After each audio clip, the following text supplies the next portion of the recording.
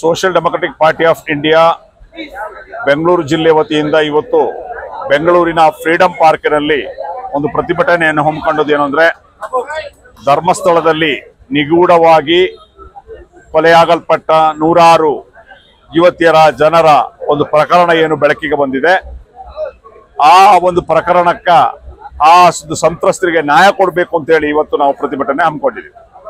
ಈ ಪ್ರತಿಭಟನೆಯ ಪ್ರಮುಖ ಬೇಡಿಕೆ ಏನು ಅಂದ್ರೆ, social democratic party of India ಪ್ರಥಮ ದಿನದಿಂದಲೇ ಈ ಹೋರಾಟವನ್ನು ಕೈಗೆತ್ತಿಕೊಂಡಿತ್ತು. ಆಲ್ರೆಡಿ ನಾವು ಪ್ರೆಸ್ ಕಾನ್ಫರೆನ್ಸ್ ಮಾಡಿ ಬೇರೆ ಬೇರೆ ಕಡೆ ಪ್ರತಿಭಟನೆ ಮಾಡಿ SIT ತನಿಖೆ ಮಾಡಬೇಕು ಅಂತ ಹೇಳಿ ಸರ್ಕಾರಕ್ಕೆ ನಾವು ಮನವಿಯನ್ನ ಸಲ್ಲಿಸಿದ್ವಿ. ಇವತ್ತು ಕರ್ನಾಟಕ ರಾಜ್ಯ ಸರ್ಕಾರ SIT ತನಿಖೆಗೆ ಆದೇಶ ಮಾಡಿದೆ. ಪ್ರಣಬ್ ಮೊಹಾಂತಿ ಅವರ ನೇತೃತ್ವದಲ್ಲಿ ಒಂದು ಟೀಮ್ ಅನ್ನ ಕಾನ್ಸ್ಟಿಟ್ಯೂಟ್ ಮಾಡಿದೆ. ಇದು ಒಂದು ಗಂಭೀರ ಪ್ರಕರಣ, ಸೂಕ್ಷ್ಮ ಪ್ರಕರಣ, ಆರೋಪಿಗಳು ಬಲಾಢ್ಯರು ಅನ್ನುವಂಥದ್ದು ಗೊತ್ತಾಗ್ತಾ ಇದೆ. ಆ ಕಾರಣಕ್ಕೆ ಈ ಒಂದು SITಯನ್ನ ಹಾಲಿ ಹೈಕೋರ್ಟ್ನ ಜಡ್ಜ್ನ ಸೂಪರ್ವಿಷನ್ ಅಲ್ಲಿ, ಮೇಲುಸ್ತುವಾರಿಯಲ್ಲಿ ನಡೀಬೇಕು ಅಂತ ಹೇಳಿ ಆಗಿರ್ತದೆ ನಮ್ಮ ಇವತ್ತಿನ ಪ್ರತಿಭಟನೆಯ ಪ್ರಥಮವಾದಂತಹ ಬೇಡಿಕೆ. ಎರಡನೇದು, ಏನು SIT ತನಿಖೆ ಆರಂಭ ಆಗ್ತದೆ, ಧರ್ಮಸ್ಥಳದಲ್ಲಿ ಹೂತ ನೂರಾರು ಶವಗಳನ್ನ ಏನು ಮೇಲೆತ್ತಾರೆ ಅದೆಲ್ಲವೂ ಕೂಡ ವಿಡಿಯೋಗ್ರಫಿ ಆಗಬೇಕು, ಪಾರದರ್ಶಕವಾಗಿರ್ಬೇಕು, ವಿಡಿಯೋಗ್ರಫಿ ಆಗಬೇಕು ಅನ್ನುವಂತ ಎರಡನೇ ಬೇಡಿಕೆಯನ್ನ ನಾವು ಇಡ್ತಾ ಇದ್ದೇವೆ. ಮೂರನೇದು, ಸಾಕ್ಷಿ ಯಾವುದೇ ಕಾರಣಕ್ಕೂ ನಾಶ ಆಗಬಾರ್ದು.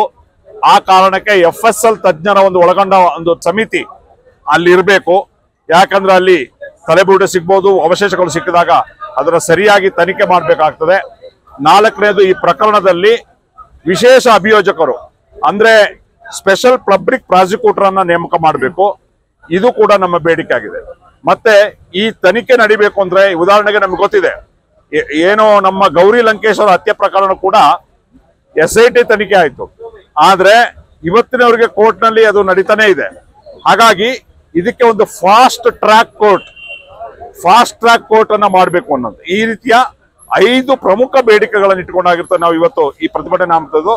ಈ ನ್ಯಾಯಯುತ ಬೇಡಿಕೆಗಳನ್ನ ಸರ್ಕಾರ ಈಡೇರಿಸಬೇಕು. ಇದು ಕರ್ನಾಟಕದ ಸಮಸ್ತ ಜನರ ಕೂಗು. ಈ ಕೂಗನ್ನ ಸರ್ಕಾರ ಕೇಳಬೇಕು ಅಂತೇಳಿ ಮನವಿ ಮಾಡ್ತಾರೆ.